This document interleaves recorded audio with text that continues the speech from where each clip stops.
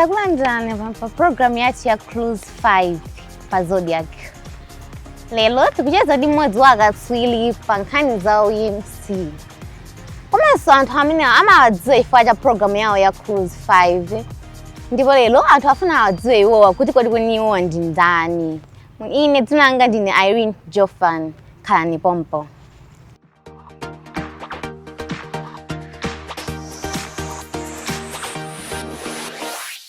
Takulandirani mukhale masuka. Zoma kwambiri. Poyamba muna anthu amene akuti afuna adziwe kuti kweni Joab Frank Chakhaza ndi ndani. Ndi afotokezana malanza ati kuti kweni inyo ndi ndani. Ndine munthu.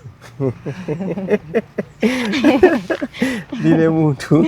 Ndine Malawi, ndabadwira ku Malawi, ndakulira ku Malawi. Komano mwina anthu ena amakhala ndi chidwi kudziwa kuti kumudzi kwathu ndi kuti chifukwa choti ine ndi Chakhaza ndiye kudowa kuli tiye Chakhaza inenso kumudzi kwathu ndi kudowa komweko. Ndiye anthu ena amaona ngati kuti ndine Chakhaza wakwatiye Chakhaza kudowako kumene ndikulakwitsa. Ine kwathu ndi kudowa ndi kulilongwe koma ngati achewa timanena kuti kwanu ndi kwa mayi ako. Ndiye mayi anga kwawo ndi kulilongwe, kulumbatsi komanso kumbavi. Bambo anga kwawo ndi kudowa koma tiye dzole. Amene amayidziwa bwino dowa ndiye kuti tiye dzole ndi cha kumadzulo kumayandikira cha kunambuma. Amene tiye Chakhaza ndi cha kummawa kumalowera cha kumadisi. So ngakhale kudowa kuli Chakhaza koma ine ndi Chakhaza wakudowa koma osati from tiye Chakhaza. So mwina mwachidwe ndikhoza kutero pakapha ngati pali zina zimene mukufuna kudziwa. Okay, chabwino. Nanga ndi maphunziro anje amene munachita kuti niyo mpaka mufike poti ndinoveka chonchi chotchuka chonchi. Kuchuka kusifwa cha maphunziro yayi. Kuchuka ndi chifukwa cha mmene ndinabadwira, mmene Mulungu anandilengera komanso zimene ndakhala ndikuchita. Koma kumbali ya maphunziro ndinachita primary school ku Nsipe primary school ku Nchewu. Kenako makolo anasamuka kupita ku Lilongwe kwa Sinyala. Ndiye ndinakamalizira primary yanga ku Malingunde primary school.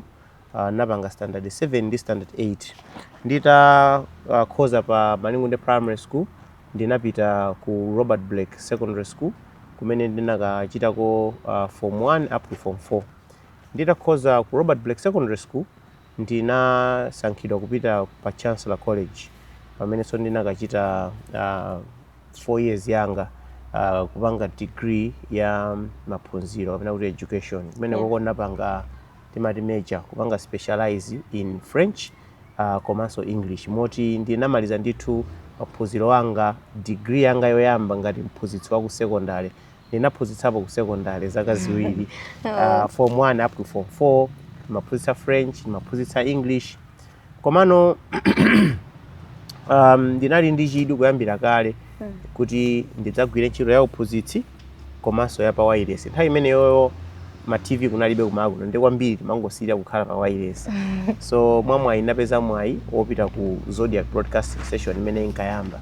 Koma maphunziro anga sana lekezere pomwepo. Nditapanga degree yanga yoyamba Bachelor of Education in Humanities. Ndinadzapanga master's degree yoyamba imene napanga timati in strategic management. Timapangira ku MIMU ambiri amakudziwa chapakanengo patsogolo apo koma ma lecturers amene amabwera amachokera ku University of Durban ku UK. Nditamaliza masters imeneyo ndinakapanganso masters ina yachiwiri imeneyo ndinakayipangira ku UK komweko ndinakapanga timati media management. Ndinakapangira ku University of Westminster ku London ku UK. Kusenza kuti kuyankha funso lanu la maphunziro ndiye kuti ndili ndi primary school leaving certificate, ndili ndi JC, ndili ndi MSCE, ndili ndi first degree, ndili ndi master's degree yoyamba ndi master's degree yachiwiri. Okay, mwanda kuti mwenda maiko rosiyana. Maiko ndayendadi. Maiko ndayenda makamaka chifukwa cha ntchito ya ngangati muulutsi. Chifukwa mmene timaphunzitsa sikuti nali ndi mwayi woyenda komano nditayamba kugwira ntchito ku Zodiak ndimapanga ma programs ochuluka makamaka pa radio ndimapanga program ya human rights komanso ya HIV and AIDS. Ndiye chifukwa cha ma program amene wawa ndimapeza mwayi omapita maiko akunja kukakhala ngati mtolankhani kuma function osiyana-siyana kani ma conference ndi zina zotero. Ndiye chifukwa cha ntchito ya kugwira ntchito pa radio ndinayenda ndithu maiko angapo, napitako ku South Africa, napitako ku France, napitako ku United States of America, ndapitako kangapo konse mwina more than 5 times, napitako ku Kenya, ndapitako ku Mozambique, ndapitako ku Zambia, ndapitako ku Australia, so maiko otayendamo ndithu pa size yathu tinachitako, komabe pali maiko ambiri amene sinapiteko amene ofuna nditapitako. Okay, azinzisangalatsa zimenezo kwambiri. Kubera seminana amene akutonera pakadeli panaza khumira ndithu azayendeso ngati niyo mmene mayendera. Kwambiri ndikhoza kuwalimbikitsa kunena kuti ngati angapeze ntchito kapena mwayi umene ungakwanitse kuti aziyenda kuyenda kuja umaphunzira zinthu zambiri. Ine mene ndinayamba kuyenda kumapita maiko akunja ninkadziona ngati ndimadziwa zinthu. Koma nditangokwera ndege ulendo pamene naona kuti munthu nesindidziwa zinthu pa dziko pano ya. Pachina chilichonse chinali cha chilendo.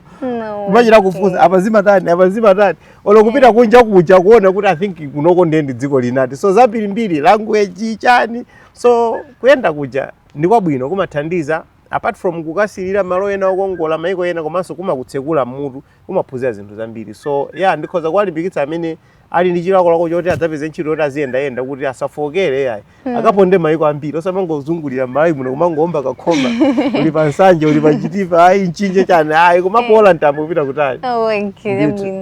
Okay, so have you always wanted to be working in media industry, or what happened exactly? I have always, and I'm thankful to God that my life turned out exactly the way I wanted. There are two things that I always wanted to do in my life. I wanted to teach and I wanted to do radio. Well, the passion later grew into television, but my desire was always to teach and to do radio. And fun as it may sound, it was fun in our time because when we were going for university entrance exams, we were given an opportunity to select the top 3 courses that you wanted to do. In our time, everyone wanted to do sciences, they wanted to do law, they wanted to do engineering. I put education as my first choice. And when I was finally selected to go to Chancellor College, I met a lot of students in our class who were so grumpy because they never wanted to do education. They were just thrown into education, but somehow everyone was trying to change. For me, I was like, this is what I always wanted. They were like, why did you put education as your first choice? I had some very good points at that time, and if I had wanted, I would have applied for almost any other course, apart from the sciences, of course. I wasn't very strong in science, but the humanities, I could have chosen any course, but I still put education as my first choice. So I'm happy that things worked out that way. I studied education. I graduated as a professional French and English teacher, and I taught for 2 years, which was an exciting time. I was a happy and excited teacher. When I finished that, it was time to move on to my second passion, which was radio. Even when I was teaching, I already started applying for jobs. I applied for a job at MBC. I applied for a job at Capital Radio. I later applied for a job at Zodiak, and I was lucky to be hired as one of the first people that set up Zodiak as a radio station. So I would say from an early age, I always wanted to do these 2 things, teaching and radio. And I did it, and I'm very happy. Thank God that you fulfilled all your wishes. I did. Yes. Nanga ndifuka jani munasiya kuphunzitswana. Uphunzitsi. Ineyo fusa limene yana ndifusa mene nkapanga interview ku Zodiak. Akuti Chakhaza inuyo ndinu mphunzitsi. Ndiye mukufuna kusiya uphunzitsi chifukwa chani? Nauza kuti sindikufuna kusiya uphunzitsi. Mbewa jana oneka odabwa kwambiri kuti mutanthauza chani? Nauza kuti I'm just moving to a bigger classroom. Chifukwa chonena kuti paja the traditional definition ya radio is to inform, to educate and to entertain. So I'm still educating. And true to that, ndinapita ku Zodiak ma program amene ndimapanga apart from kuika nyimbo pa wireless kuwerenga nkhani ndi zina zotero, ndimapanga program yophunzitsa anthu za ufulu wachibadwidwe. Ndimapanga program yokamba za HIV and AIDS. It was pure teaching. Chifukwa choti knowledge imene nali nayo ndimauza anthu kodi matenda a AIDS kachirombo ka HIV zimakhala bwanji, ungapewe bwanji ndi zinthu zimenezo. I was still teaching human rights. kodi munthu ufulu wako akauphwanya motere ungatani. I was still teaching, but still not in the traditional sense. Nde mwina, if you ask me kuti bwanji munasiya uphunzitsi, ndinafuna ndiyesereko zina chifukwa choti uphunzitsiwo nditapanga 2 years ndinadzipatsa limit kuti okay, chifukwa choti ndimafuna kwambiri kuphunzitsa, ndinadziuza kuti at least ndikaphunzitseko a minimum of 2 years. Ndikakapeza mwayi ndikasiya uphunzitsiwo ndikayamba ntchito ina. Koma ngati ndingapeze mwayi before 2 years iyo ndikadandaula kuti sinakwanitse chimene ndimafuna. And it so happened kuti nditaphunzitsa 2 years nditangomaliza ndisanakalowe mu chaka chachitatu ndimene mwayi wopita ku Zodiak kumapezeka. So ndinafunabe kuti okay, za uphunzitsi zindachitako, ndaona mezi makhalira, ma lesson plan talemba, my schemes of work chanjani, kuphunzitsa ana, zibalo tapereka, ma assignment tachonga, izi tachitako tikaoneko zina. So that's how it happened. So Job Frank Chakhaza, did you have any role model growing up in your life? Yes, I did. And obviously because I wanted to become a teacher, my teachers were my role models.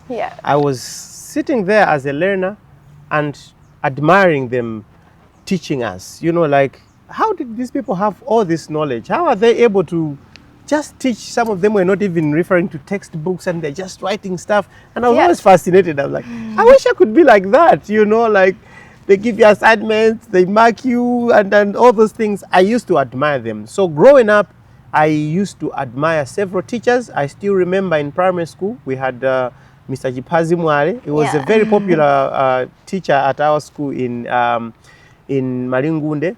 When we went to Robert Black Secondary School, we had so many teachers that I admired, particularly Mr. L.S. Banda. He was my French teacher. So I was particularly fascinated with him because I think when I started at Robert Black Secondary School, fun as it may sound, I didn't know that there was a language called French. I absolutely had no idea. The only language I knew was the local languages in Malawi and English. And then I go there and I hear that, oh, there's another language actually called French. Actually, in other schools, they teach Latin and things like that. I was like, I want to learn this language. And then we went in class and we met Mr. L.S. Banda. And he was teaching us French. And he was a Malawian, and he was black and a Malawian. And I'm looking at him, I'm fascinated. I'm like, how did this guy learn this language? He's teaching us, and he's, you know, like, he wasn't showing off. But for me, I was sitting there in awe. Like, this guy is so great. So he inspired me. And I think my desire to become a French teacher mostly came from how he was teaching us, how fluent he was, how free he was with the language. But so many other teachers that influenced me to go into teaching. But when I started listening to radio with a lot of interest, I particularly remember Patrick Kankwatira. In those days, he used to call himself PK. When he was at FM 101. He used to just blow my mind. I just loved his approach to radio. I loved his knowledge of music. He knew almost every song that he was playing. And he was just a free-spirited person. When he was talking on radio, it wasn't like he's on radio. It was like you just found him talking somewhere and you're just recording him. And I was just amazed. I was like, if I'm ever going to be a radio presenter, I want to be like this guy. So I really, really admired him. And I'm lucky to have met him. When I joined radio, I met him and I was so chuffed. I was like, oh, you are very good. I admire you. I like you. I'm like, oh, really? You are the one who made me join radio. That's so good. Yeah, so it was really exciting finally getting into radio. But I grew up looking up to these individuals who were particularly in the field that I wanted to end up in. But obviously, there are so many other people that influenced me as a young person. Okay. So mungaruza kuti ubino kandi role model mwe watu ngarufuna ndichintu zakhe jage. Ndiwotani kwenye. So moyo umene umakhalira ndiwoti amati moyo ulibe maliheso. Palibe zonena kuti ndipite kwina kwake ndikayesere kena kono ndikambe kukhala moyo wochi. No, as you are living your life, ndi moyo umene wo ukupita. You are growing old, kena ko udwala kena ko umwalira. So kukhala ndi role model kumakanga, it's you cheating your way through life. Because you know kaleso kaskulu kako ndi munthu amene ujayo. And role model, You might meet your role model, mwina kucheza naye kuti akuphunzitse, but sometimes you can just observe your role model. Kuti kodi iye amapanga bwanji? Iye zinthu zamazipanga bwanji? The mistake in my view imene anthu ambiri amapanga ndiyoti akamona role model amafuna kukopera role model. So for example, munthu ukuzokhala kuti umakonda Bob Marley, you are a musician and umakonda Bob Marley. You like the way amaimbira amene amapikira nyimbo. It doesn't mean that you have to start copying Bob Marley and start sounding like Bob Marley. Use zimene unaona ma Bob Marley zo to sharpen luso lako and become somebody as good as Bob Marley. But don't start singing and sounding like Bob Marley. So inene maona kuti kukhala ndi role model ndikofunika ifwa yoti umakhala ngati ukulowa mkaklasi kena kake kumaphunzira how to live life. Kuti ukafika pamene munthu jakufuna paja. So it is important. It disciplines you, it helps you, and umakhala ngati ukubera ti matips tinatake. Okay. Nde mungaruze kuti kodi tingamusankhe bwanji role model. Kweni muona makwayire anje kuti ine uyu ndimasi tingoli uyu ndi model wange neyo. Okay. Passion iweyo umafuna chani? Aliyense amakhala ndi kumene amatsamira. Ena amakonda zopemphera, ena amakonda za sports, ena amakonda za entertainment, ena amakonda mwina ma sciences. They like things that challenge them. Mutu uziwawa akamamaliza kupanga iwo amafuna zinthu ngati zimene so. Role model so ungachiro khala panongo kuti ndiye ndifuna ndisankhe pali awawa. Follow your passion. As you are growing up, obviously pamakhala stage ina yake yoti you don't know who you want to become. So umakhala kuti ndifuna ndikhale ngati Bob Marley, kena kwa ndikhala ngati Beyonce, ndikhala ngati Tupac, ndikhala ngati Michael Jackson. You can't be all those. Komano when you have finally settled kuti I think ineyo mmoyo mwanga ndimafuna nditata gwira ntchito ngati iyi. Now mu field imene ijayo, that's where now you can start looking around kuti who are the people I can be looking up to. So I wouldn't say unena kuti munthu ngakhale pasi nkunena kuti okay there are all these 10 people then ndisankhepo role model. Komano iweyo chimene umafuna ndi chani? Amanena kuti a good job is a job that you can do, not get paid, but still be happy. Of course ndizoyepa ntchito zimene munthu ungapangisa chocho. Koma ntchito izikusangalatsa.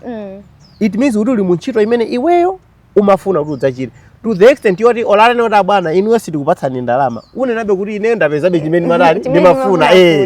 Ine ndimasewera mpira, ndimakonda mpira. So kama mundilipira ndikamaliza game icha kanjani koma ine the fact that ndasewera 90 minutes yonse I'm happy. So mu field imene iwe uli passionate imo ndimene nongakapezeno anthu amene ungapange look up to.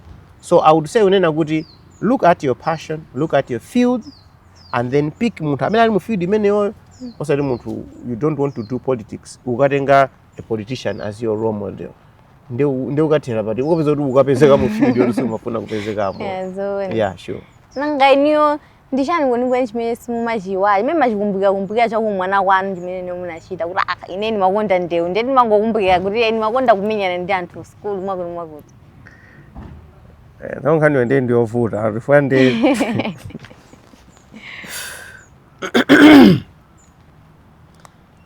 Okay. Mwina sizo seketsa kwambiri koma I remember amaya ine mene anamwalirira and I will explain. Kukula kwa ine munthu amene anali ndi influence kwambiri pa moyo wanga anali amayi anga. Abambo anga analipo koma chifukwa cha mmene zinthu zimakhalira pakhomo paja abambo anga amakhala apite ku ntchito atani. So nthawi yambiri makhala ndi amayi anga ife mata mama osati mami ngati zathu akutauni. Zachitauni ife mata mama. So amama ndinali nawo close kwambiri. Nda amene china chiyonse chimene anthu akamaona ineyo ndizimene anapanga pampu amayi ineyo mwa ineyo. Zimene zwayi easy you can't talk like that, you can't do this. So I was very close to her. Abambo aine anamwalira, amayi ine so anamwalira.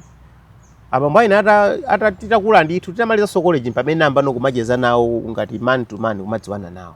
Koma ndeti mene momwe ndimastenera kuti we were very good friends. Timata kuamoka, iwo amata kuligemula, it was like that. So anambia ndabambo aine kumwalira. Then a year later my mom died.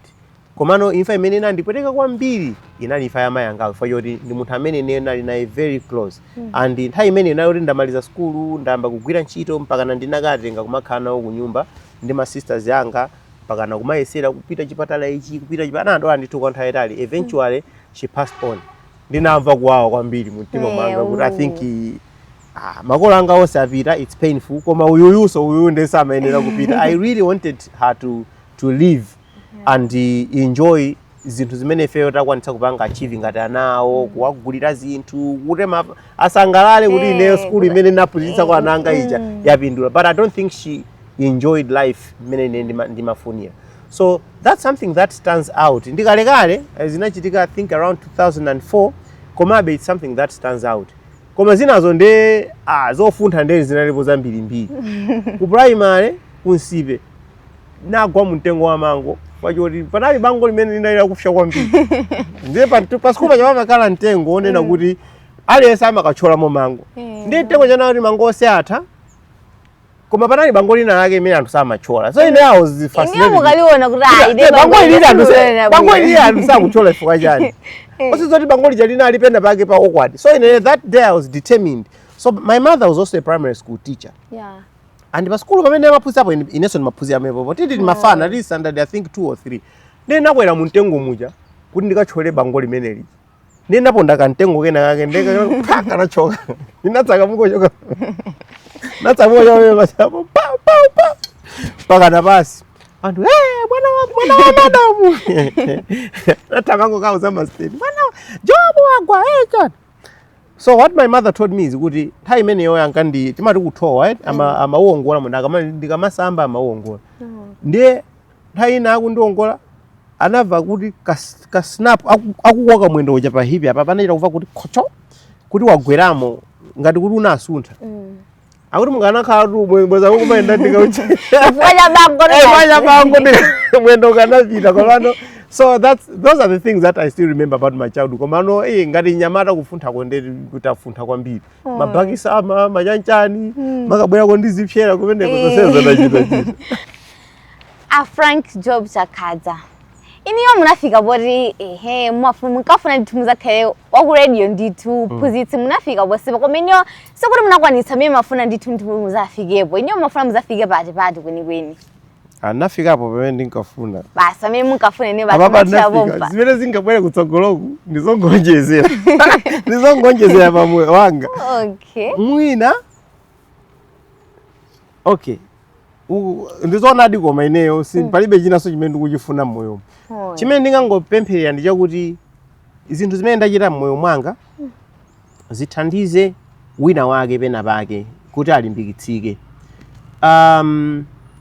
Ndimaona kuti anthu amapanga justify ma failure awo mu njira zosiyana. Ineyo sindingapange izo foti ndabadwira banja losauka. Ineyo ndine olumala ndezo sindingapange nawo. Ine ndine mwana ndezo sindingapange nawo.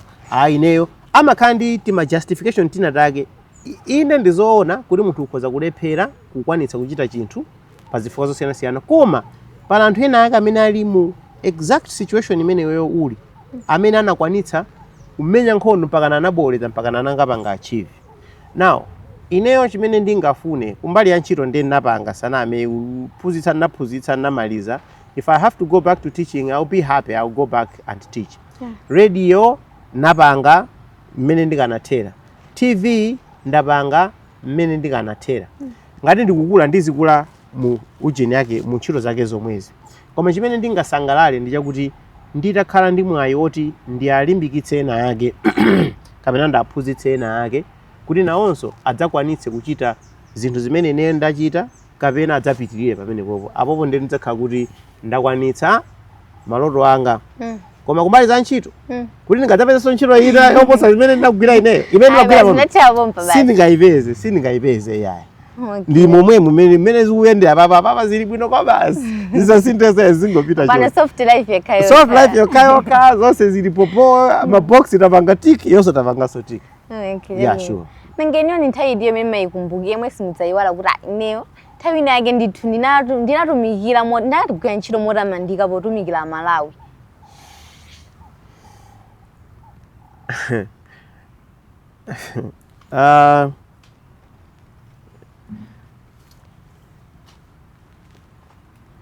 Okay. Ndinapanga interview ndi amene panopo ndi a vice president a dziko la Malawi. Jenasa. Nthawi imene anali mkulu wa bungwe loyendetsa zisankho. Ndipo inali nthawi imene anthu sanalokhulira ndi imene chisankho chinayendera. Anthu amayankhula zambiri andi anthu ambiri amalakalaka atapeza mwayi onena kuti afunse mafunso kwa mkulu wa mekiyo kapena kwa meki yonse.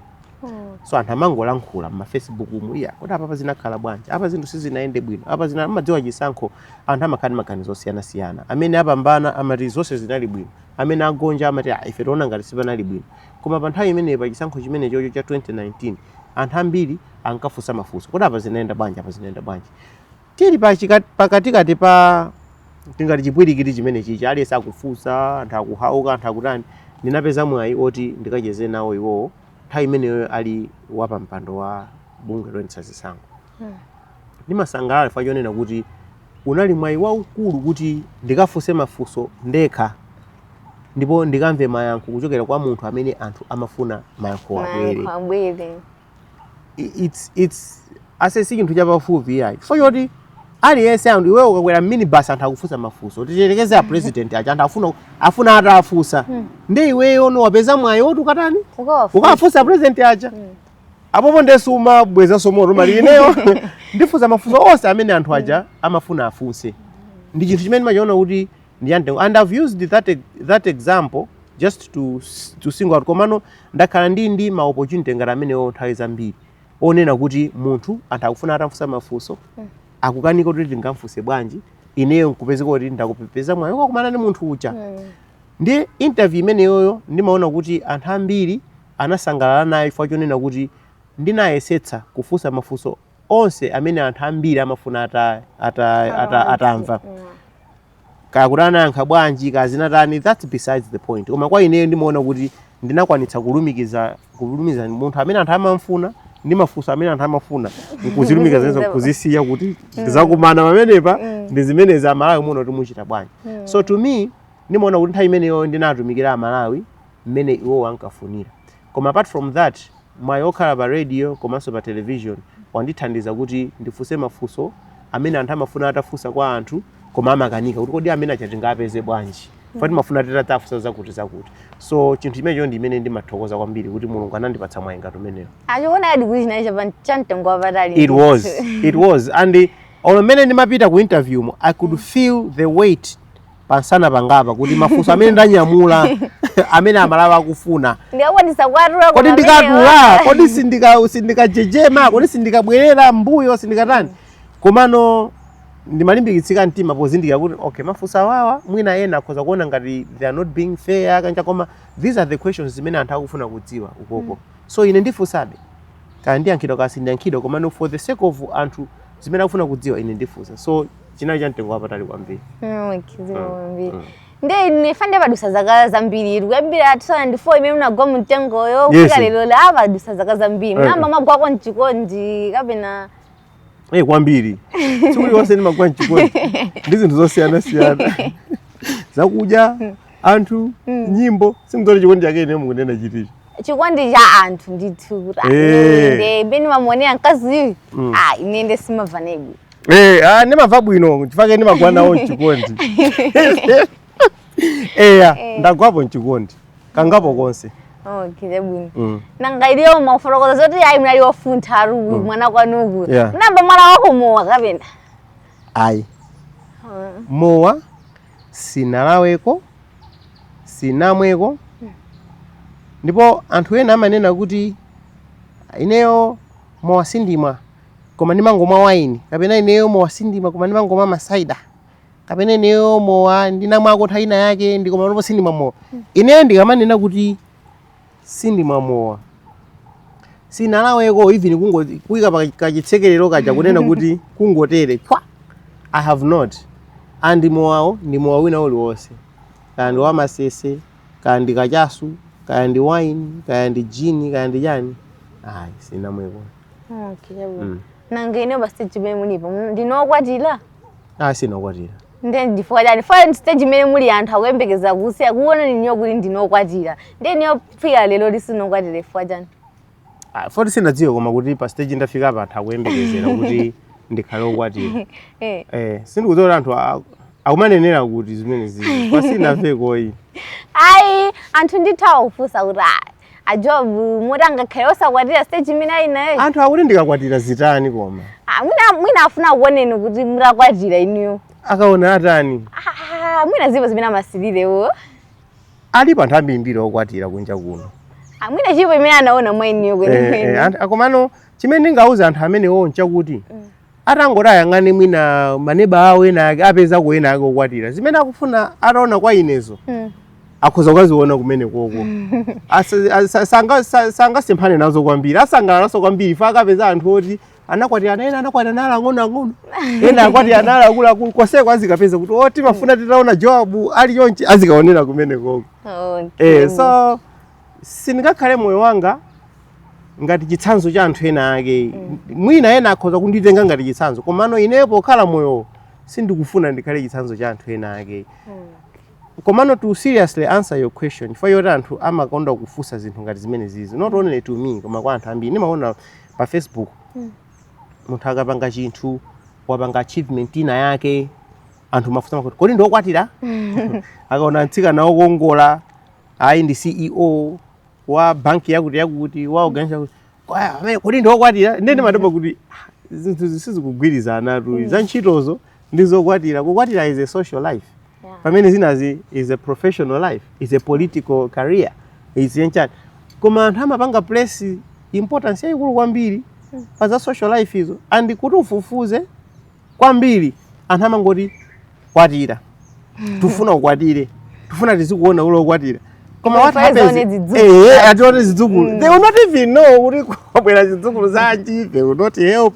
Fizi sazika adaja kamalira usiku sazika atonthoza nawo angofuna ukwatire basi iwo asangala pano tsano ndikhoza kugona tsopano wakwatira munthu ucha. Ine ndimaona kuti sindimachiona chinthu chofunikira kwambiri kuti anthu ndasangalatse kuti asiye kufusa mafuso asindakhazike pasi ndi energy ije musafa style this is our king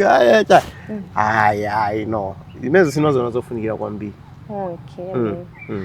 Okay, Malawi nzathu vawende mantsize wa program yachi ya Close 5. 99 jofana musana ndi mlendo wathu amene ali Joab Frank Chakhaza.